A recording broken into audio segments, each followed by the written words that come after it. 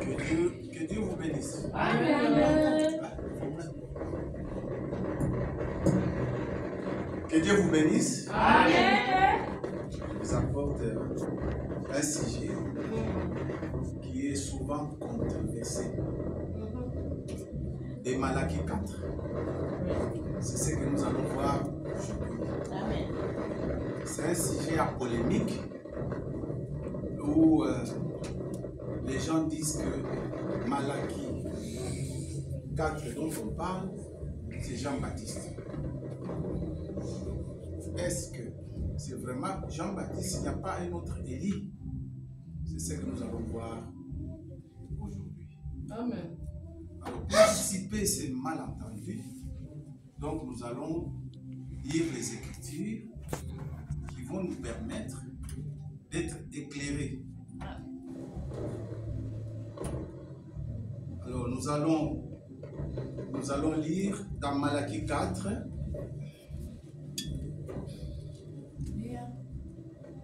Dans Malachie 4, 1 à 6.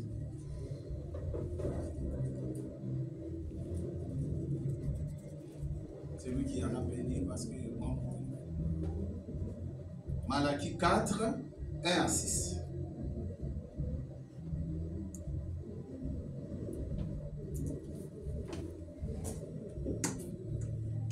Car voici, le jour vient, ardent comme une fournaise. Tous les écoutants et tous les méchants seront comme des chauves. Le jour qui vient les embrassera, il ne leur laissera ni riche, ni racine, ni rameau. Mais vous qui craignez mon nom, se lèvera les oreilles de la justice, et la guérison sera sous ses ailes. Vous sortirez et vous sortirez comme les veaux d'une étable. Et vous foulerez les méchants, car ils seront comme de la cendre sous la plante de pied, au jour que je prépare, dit l'Éternel des armées. Souvenez-vous de la loi de Moïse, mon serviteur, auquel j'ai prescrit en oreille pour tout Israël, des préceptes et des ordonnances. Voici, je vous enverrai Élie des prophètes, avant que le jour de l'Éternel arrive, ce jour grand et redoutable. Il ramènera le cœur des pères à leurs enfants, et le cœur des enfants à leurs pères, de peur que je vienne frapper au pays interdit. Amen. Amen.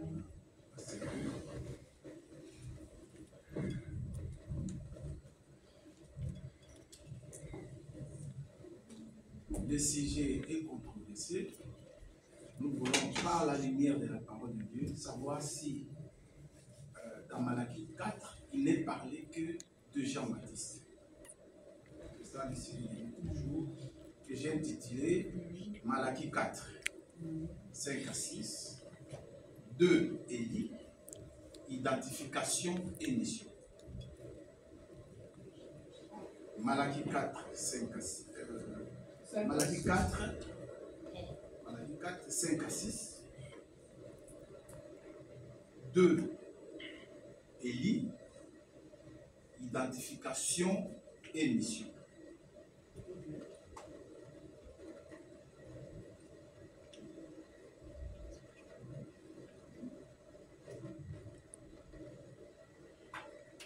Comme les gens disent que ce n'est rien d'autre que Jean-Baptiste, nous voulons savoir ce que dit les Écritures à propos. Car nous allons parler de l'identification de Élie, qui est parlé dans Malachie 4, 5 à 6. Alors, nous voulons savoir ce que dit Jean-Baptiste lui-même. Qu'est-ce qu'il dit de lui? Alors, pour savoir ce que Jean-Baptiste dit de lui-même, nous allons lire les Écritures dans Jean 1, 19 à 23, 19 à 23.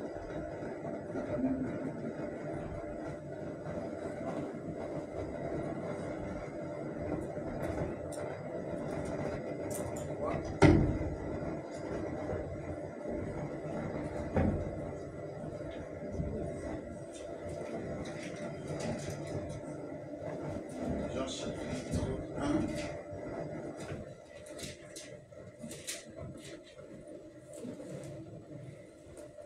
Jean chapitre 19 à 23. Que dit la Bible, la parole de Dieu? De 19 à 23.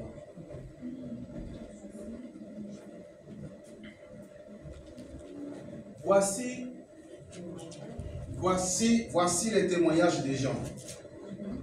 Lorsque les Juifs envoyèrent de Jérusalem des sacrificateurs et des Lévites pour lui demander, « Toi, qui es-tu » Il déclara, et sans inscription, il affirma qu'il n'était pas le Christ. Et ils lui demandèrent, « Quoi donc? Es-tu Élie » Et il dit, « Je ne le suis point. » Est-il le prophète alors? Il répondit non plus.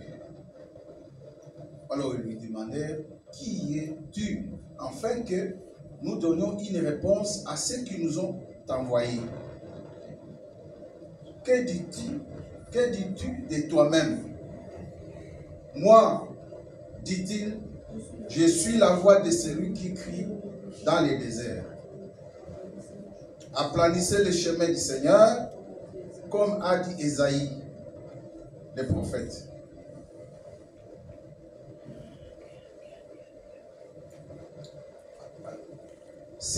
Ceux qui avaient été envoyés étaient des pharisiens.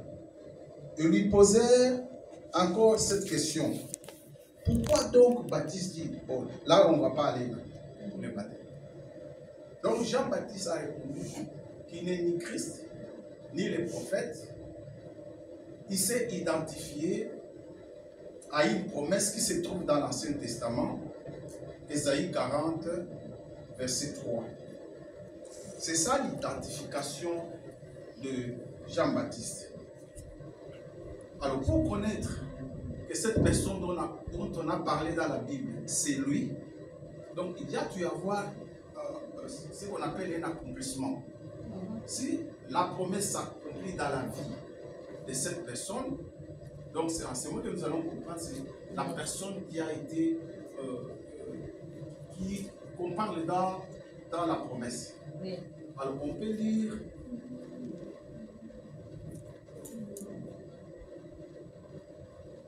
dans Matthieu, on peut lire dans Matthieu, moi je prends directement Matthieu 17, 10 à 13. Matthieu 17, 10 à 13.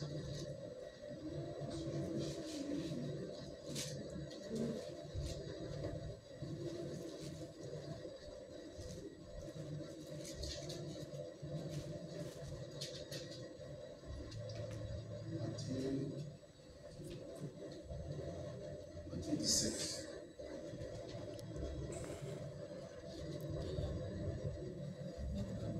Vous l'avez trouvé?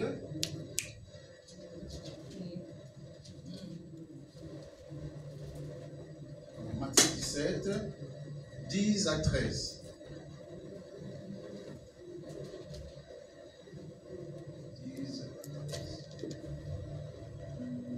Les disciples lui posèrent cette question. Pourquoi donc les scribes disent-ils qu'Élie doit venir premièrement? Il y répondit, il est vrai qu'Élie doit venir et rétablir toutes choses. Mais je vous dis qu'Élie est déjà venu et qu'ils ne l'ont pas reconnu et qu'ils l'ont traité comme ils ont voulu traiter. D'ailleurs, déjà dans ce passage, on voit que Jésus parle déjà de deux Élie. Il montre qu'il y a un Élie qui doit venir Donc c'est dans le futur. Mais il y a un Élie qui est déjà venu, qui est Jean-Baptiste. Donc c'est vraiment clair. Jésus nous a montré clairement qu'il y a deux Élie dont on parle dans Malachie 4, 5, à partir de cette écriture. Si nous pouvons encore le relire,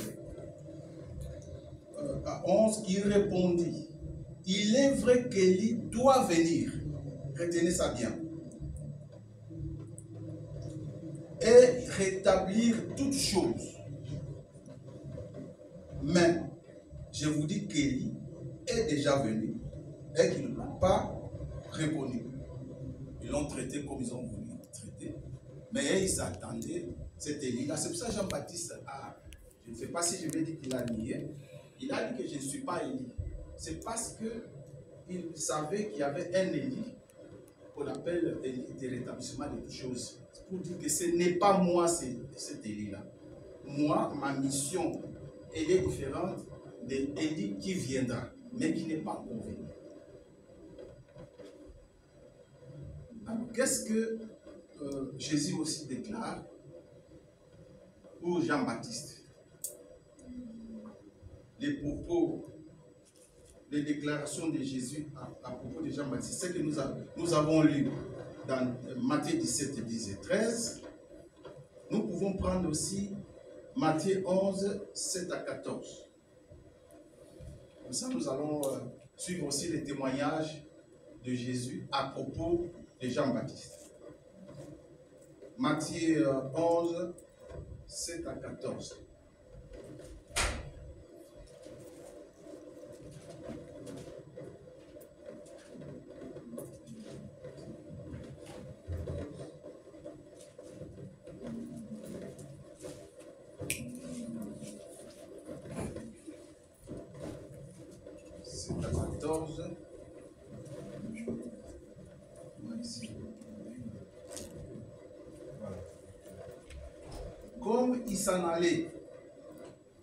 Comme il s'en allait, donc Matthieu 11, versets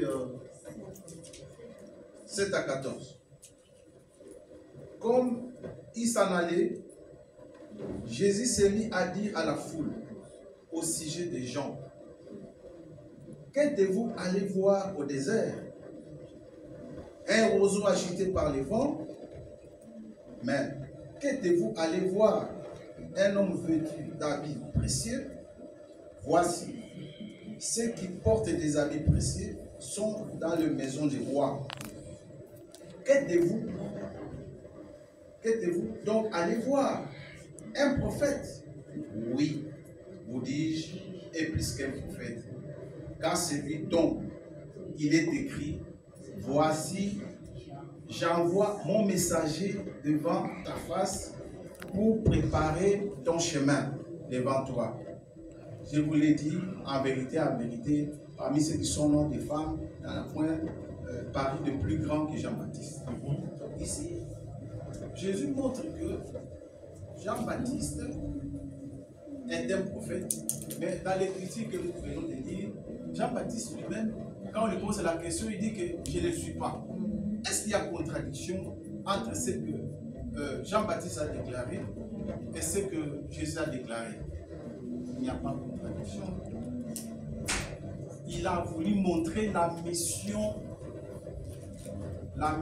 de Jean-Baptiste. Que Jean-Baptiste, c'est un messager qui vient préparer le chemin du Seigneur. C'est pour ça qu'il a donné cette écriture. Alors nous allons voir maintenant, ça c'est l'identification de Jean-Baptiste. Nous allons voir maintenant sa mission. Quelle est la mission de Jean-Baptiste?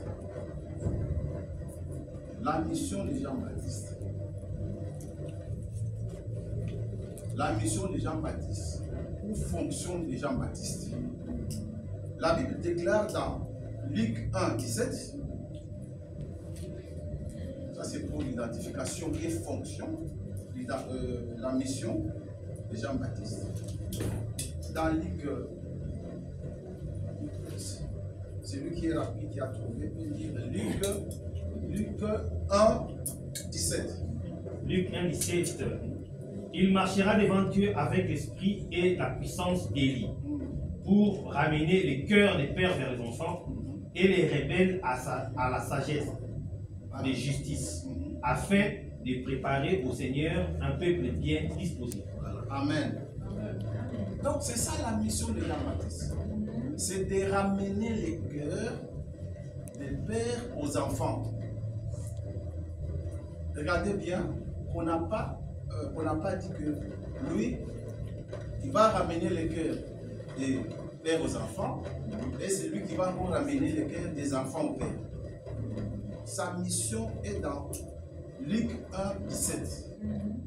C'est ce qui prouve que Jean-Baptiste n'est pas Élie de rétablissement, mais lui n'est pas Élie de rétablissement, mais lui, sa mission, c'est de ramener le cœur de ceux et mosaïques qui tendent de la loi de Moïse, les ramener vers la croyance apostolique. C'était ça sa mission.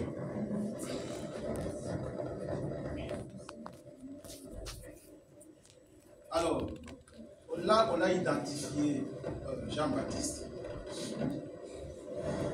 Comme nous venons de voir par les critiques que nous venons de lire dans Matthieu 17, où on parle clairement des gens, dans Matthieu 7, plutôt, dans Matthieu 7, Matthieu 17, Matthieu 11, 10, où on parle clairement de la mission de Jean-Baptiste. C'était dans Luc 1, 17. C'était Luc 1, 17. Mais là, nous voulons savoir aussi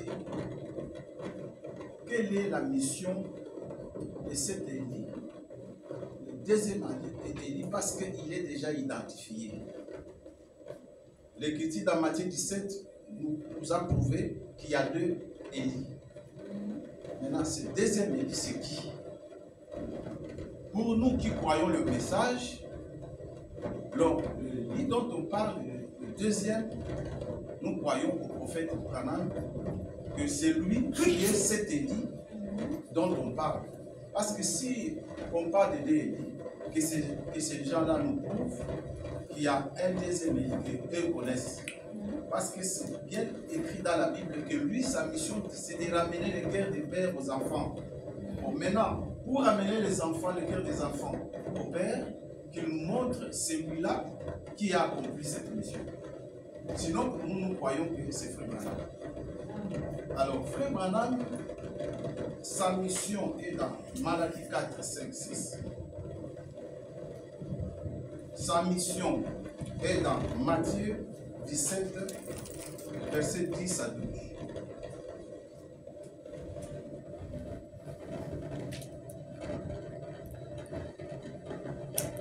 Et dans 17, verset 10 à 12. Maintenant, les gens peuvent dire que moi, je viens de lire ça parce que je le crois. Mais ils vont nous poser la question de savoir, mais Jean-Baptiste est identifié dans la Bible. Mais Frère Branham, c'est écrit où? Ils vont demander ça. C'est écrit où, Frère Branham? Alors, c'est écrit où? C'est écrit où dans la Bible? Moi, j'ai donné les deux Écritures, et pour les éclairer, je vais prendre l'exemple de Paul. L'exemple de Paul.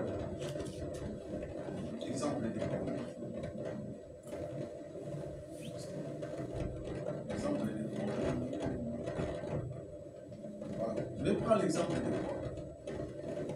Quand Dieu donne une promesse, il ne donne pas les noms de la personne. Non.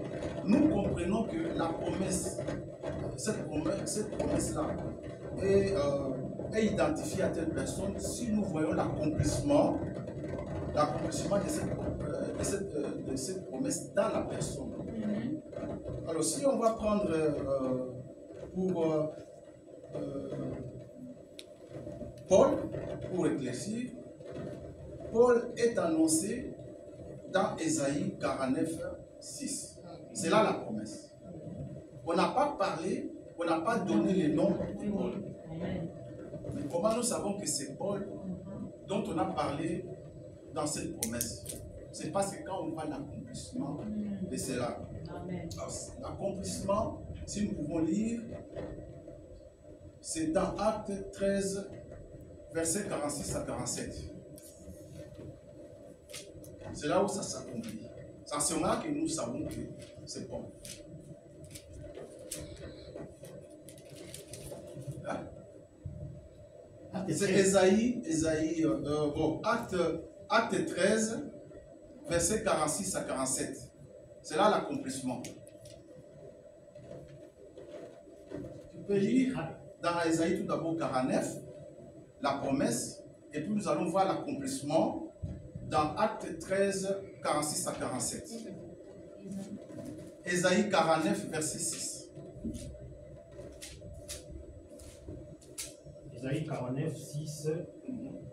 Parole de Jésus-Christ. Amen. Il dit, c'est peu que tu sois mon serviteur pour relever les tribus de Jacob et pour ramener les restes d'Israël. J'ai été établi pour être la lumière des nations, pour porter mon salut jusqu'aux extrémités de la terre. Voilà, ça c'est la promesse.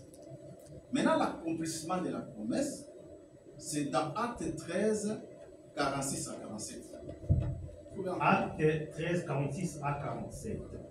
Paul et Barnabas leur dirent avec assurance, c'est à vous premièrement que la parole de Dieu devait être annoncée. Mais puisque vous la repoussez et que vous vous jugez vous-même indigne de la vie, indigne de la vie éternelle, voici, nous nous retournons vers les païens. Car ainsi nous l'a ordonné le Seigneur, j'étais établi pour être la lumière des nations, pour porter le salut jusqu'aux extrémités de la terre. Vous voyez que on a répété la même écriture d'Ésaïe 49, 6. Donc nous voyons que la promesse s'est accomplie dans le ministère de Paul. Alors c'est la même chose avec frère Branham. Nous avons compris qu'il est Élie parce que cette promesse s'est accomplie dans sa vie. Sa mission était quoi? Sa mission était de ramener les cœurs des enfants au Père. C'était ça sa mission. De ramener les cœurs des enfants au Père. Mais nous avons vu la mission de Jean-Baptiste dans Luc 1, verset 17. C'est écrit noir sur blanc. Sa mission c'était de ramener les cœurs des pères aux enfants. On s'est arrêté là. On n'a pas continué que de ramener encore les enfants au Père. Branham, quand lui il est venu, le ministère qu'il avait, c'était un ministère de restauration. D'ailleurs, nous allons voir combien Élie vient, combien de fois sur la terre pour accomplir la mission. Il y a l'esprit d'Élie qui vient pour travailler, qui est venu dans Élie de Tisbit. Il y a deuxièmement, le même esprit est venu dans Élisée. Troisièmement, dans Jean-Baptiste. Quatrièmement, c'est Branham. Et cinquièmement, il va aller chez l'un des deux témoins dans l'Apocalypse 11 en Israël. Alors, quel était pour ce faire, parce que nous avons compris pour Jean-Baptiste, nous allons quand même lire, comme nous sommes dans le message, nous allons lire ce que dit frère Branham à propos de la mission que Malachie 2 devait accomplir. Nous avons compris pour Jean-Baptiste. Mais celui qui ramène le cœur des enfants au Père, qui vient avec le ministère des restaurations, frère Branham va nous expliquer ça. Nous allons lire, je vais vous donner... lisons dans le message de frère Branham, dans demeure future de l'épouse. Donc vous allez me lire ça. Demeure future de l'épouse. Paragraphe. Demeure future de l'épouse, paragraphe 456. 456, prêché le 2 août 1964. Le 2 août. Le 2 août 1964. Nous commençons par demeure future de l'épouse. Ça se trouve dans la Bible. La Bible se trouve au téléphone. Qui a trouvé ça? On peut lire. Vous allez entendre clairement comment le prophète Anan définit le ministère de ce deuxième Élie qui ramène le cœur des enfants au Père. Quelle était sa mission? La mission de restauration, bien sûr. Mais nous voulons quand même lire, l'entendre parler et nous serons convaincus.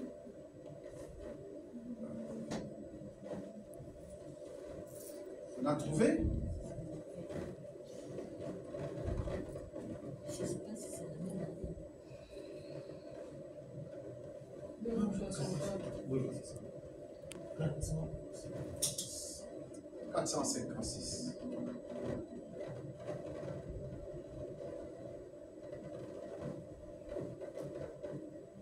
Mais ensuite, après le 7e jour, on a une sainte convocation de retourner à ce qui est l'Éternel. Comment? Par celui qui est l'Éternel, qui est venu nous racheter et qui nous a ramenés, nous a fait reconnaître que nous étions une partie de ceci. C'est tout. Ça continue. 57. Maintenant, comment est-ce que vous savez que vous êtes une partie? À cause de ce que la parole de l'heure, la promesse du jour. Qu'est-ce que c'est? Un rétablissement, un retour au premier jour. Amen. Le premier. Et il ramènera le cœur des enfants au Père. Voilà sa mission. Ramener un rétablissement de la Pentecôte authentique, pas des sensations. Et il manifestera la lumière du soir. Le même Fils qui est montré dans la lumière du matin, comme c'était promis pour ces jours-là. Amen. Amen. Voilà, donc sa mission, il a défini sa mission, c'était de ramener le cœur des enfants au Père. Et nos pères, c'est qui? Ce sont les apôtres. Donc nous ramener à la foi apostolique. C'était ça sa mission. C'était la mission de restauration. Il est Élie de rétablissement de toutes choses, tandis que Jean-Baptiste, c'est un messager, il est Élie. Il est la voix de celui qui crie dans le désert. C'est ça la différence. Jean-Baptiste n'est pas venu pour restaurer. Non. Alors on va encore lire dans Évangélisation du temps de la fin, du 3 juin 1962, paragraphe 176.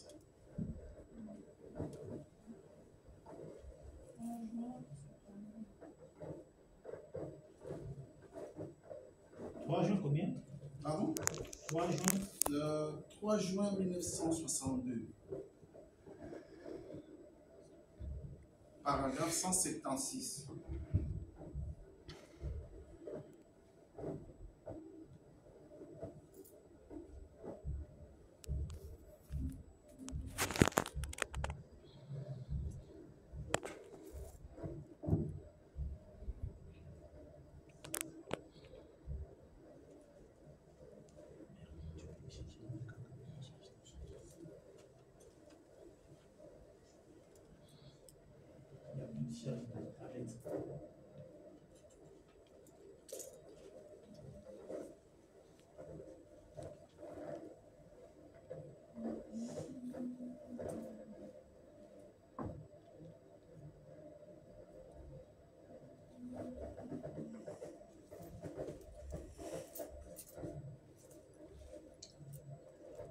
C'est pas encore trouvé?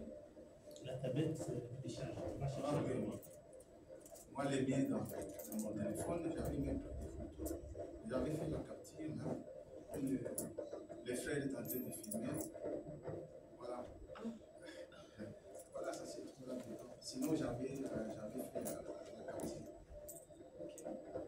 Donc, cherchez quand même. C'est un devoir. Devoir à domicile. Ok. Je ne serai pas long. Pour moi, je viens donner vraiment l'essentiel. Je n'ai pas voulu beaucoup de littérature, mais donner le verset qui a deux Élie. C'était ça la prédication d'aujourd'hui. Et l'écriture clé, c'est Luc 1, 17. Il ramène le cœur des pères aux enfants et il s'arrête là. C'est bien écrit, c'est bien stipulé. Donc, si on vous posait la question, oh non, on parle de Jean-Baptiste dans Malachie 4. Vous allez leur montrer cette écriture-là. La mission de Jean-Baptiste se limite à ramener les cœurs des pères aux enfants. On n'a pas parlé, c'est toujours Jean-Baptiste qui ramène les cœurs des enfants au père. Ça, c'est réservé à un autre livre. Donc, nous venons de voir dans Matthieu 17, on nous montre que donc, il y a deux Élie. Si nous lisons dans Matthieu 17, nous allons voir que Jésus parle distinctement de deux Élie.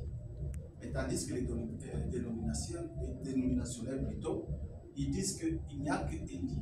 On ne parle que de Jean-Baptiste, pas quelqu'un d'autre dans Malachie 4, 5, 6. C'est pour ça que je voulais ce matin pour faire comprendre qu'il y a deux Élie. Nous avons montré ça par les Écritures. C'était dans Matthieu 17. Ma soeur, toi tu cherches aussi. Hein? Ce n'est pas encore trouvé. Dans Matthieu 17. Dans Matthieu 17, disons. Ah, c'est en 1962, paragraphe 176. Mais c'est écrit en anglais.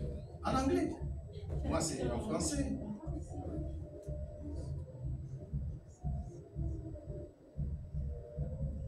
Donc, dans Matthieu 17, les disciples lui posèrent cette question. Pourquoi donc les scribes disent-ils qu'Élie doit venir premièrement? Jésus répondit, il est vrai que Élie doit venir. Okay? C'est dans un futur proche. Donc ça dit qu'il n'est pas encore venu, c'est Élie-là. Il doit venir et rétablir toutes choses. Mais je vous dis qu'Élie est déjà venu. Et il l'a traité de la façon dont c'est ça où ça prouve que on parle de deux Élie dans Malachie 4, 5, 6. Il y a Élie des rétablissements de toutes choses qui viendra restaurer. Mais Élie, que je viens de donner le verset dans Luc 1, 17, qui son rôle, sa fonction est de ramener le cœur des pères aux enfants, à la croyance des apôtres. Donc, pour les enlever dans la loi mosaïque, dans la loi de Moïse. Voilà, c'était ça sa mission. Amen. Il est celui qui est venu préparer le chemin pour que le Seigneur puisse venir entrer dans sa tente, comme on l'a dit. Amen. Là, ce n'est pas la mission de deuxième Élie qui est vrai banal. Sa mission est restaurée. D'ailleurs, on parle de Jésus quand il est monté, il est ressuscité, il est monté. La Bible dit que le ciel, donc Dieu l'a retenu au ciel jusqu'au rétablissement de toutes choses, sans seulement que Jésus reviendra. Il n'est pas encore revenu parce que tout n'est pas encore restauré. C'est pour cela que ce ministère n'est pas un ministère de Jean-Baptiste. Jean-Baptiste n'est pas venu pour restaurer. Jean-Baptiste est mort avant Jésus. On l'a décapité. Donc il n'y avait pas de restauration à ce moment-là. Alors tout ça, ça veut dire qu'il y a deux Élie dont on parle dans Malachie 4, 5, 6, si vous avez trouvé. Alors on va lire évangélisation du temps de la fin, du 3-6 1962, paragraphe 176. Le message de l'évangéliste du temps de la fin est tiré de Malachie 4. Voilà. C'est une restauration. Le message et le messager, tous les deux devront être un rétablissement de la foi.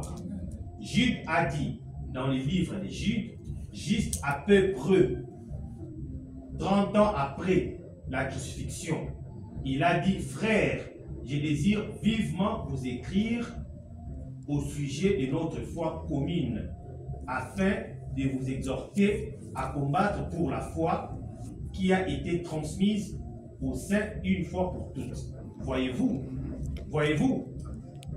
Malachie a dit pour les derniers jours, les derniers prophètes dans l'Ancien Testament, qu'avant qu'il n'arrive le jour de l'Éternel, ce jour grand et redoutable, je vous enverrai Élie, le prophète, Amen.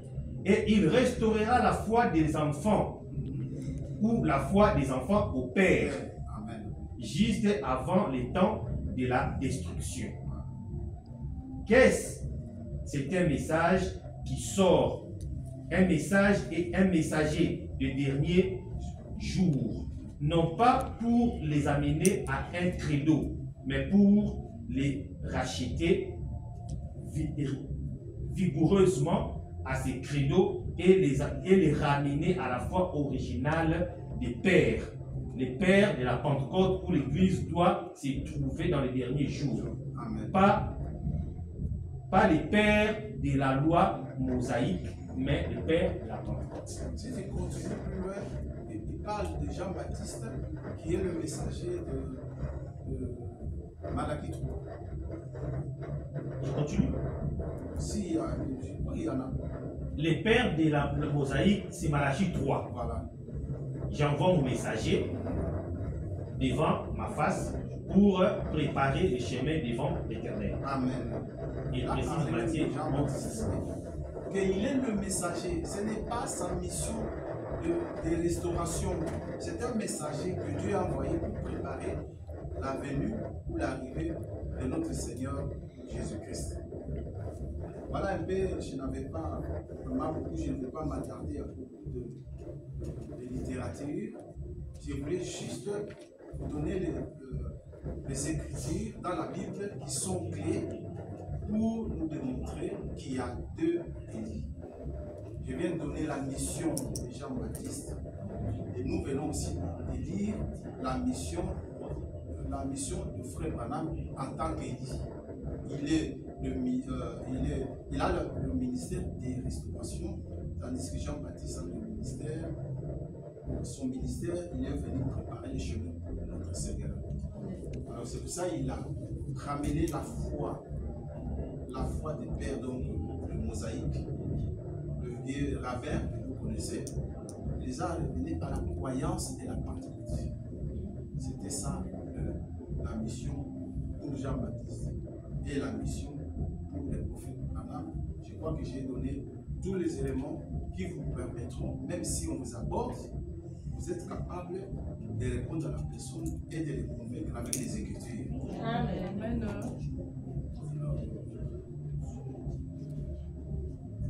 Je vais donner quand même la conclusion. Jean-Baptiste, pour conclure, Jean-Baptiste est le messager qui prépare le chemin avant l'arrivée du Seigneur Jésus-Christ. Son rôle est de ramener le cœur des pères aux enfants. Ça, on trouve dans Luc 1,17. Tandis que Branham avait comme fonction de ramener le cœur des enfants à leur père. Donc, dans Matthieu, tu peux me lire Matthieu 17. Matthieu 17, 10.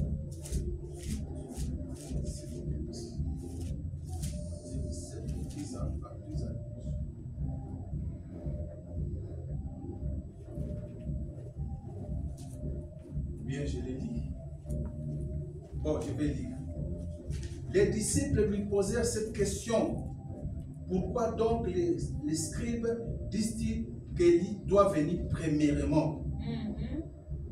Il répondit, il est vrai que il est vrai qu'Élie doit venir et rétablir toutes choses. Cet Élie de rétablissement, ce n'est pas Jean-Baptiste. Nous venons de voir le rôle de Frère Branham en tant qu'Élie.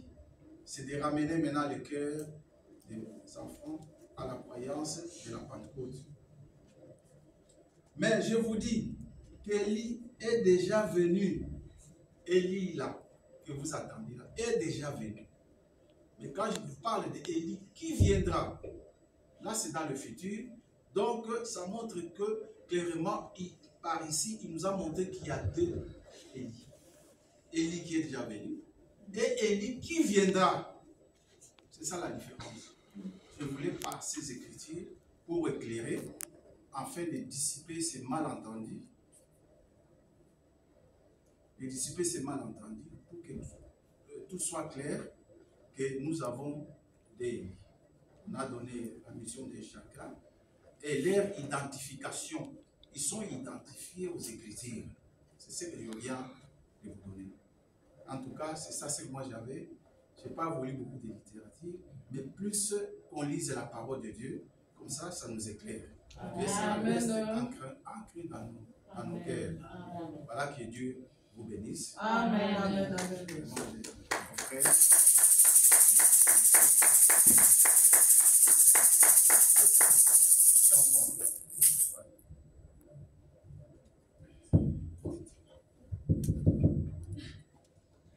Rien n'est plus entrera dans le royaume de Jésus. C'est l'amour parfait entrera dans le royaume de Jésus. Rien n'est plus entrera dans le royaume de Jésus. C'est l'amour parfait entrera dans le royaume de Jésus. Chantons amour, amour, amour, amour, amour, amour divin. Chantons amour, amour, amour, amour, amour divin.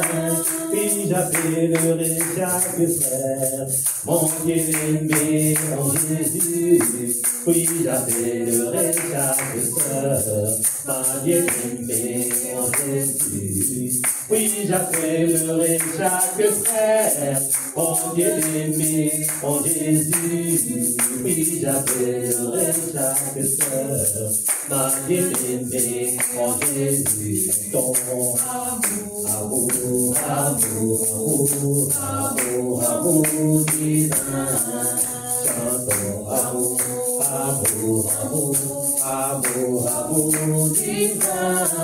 Oui, j'accorde à mon bien-aimé un vrai pardon en Jésus. Oui, j'accorde à ma bien-aimée un vrai pardon en Jésus. Oui, j'accorde à mon bien-aimé un vrai pardon en Jésus. Oui, j'accorde à ma bien-aimée un vrai pardon en Jésus. Ton amour, amour, amour, amour, amour, amour divin. Chantons amour, amour, amour, amour, amour divin. Chantons amour, amour, amour, amour, amour divin. Chantons amour, amour, amour, amour, amour divin. Et oui, j'accorde à mon bien-aimé un vrai pardon en Jésus.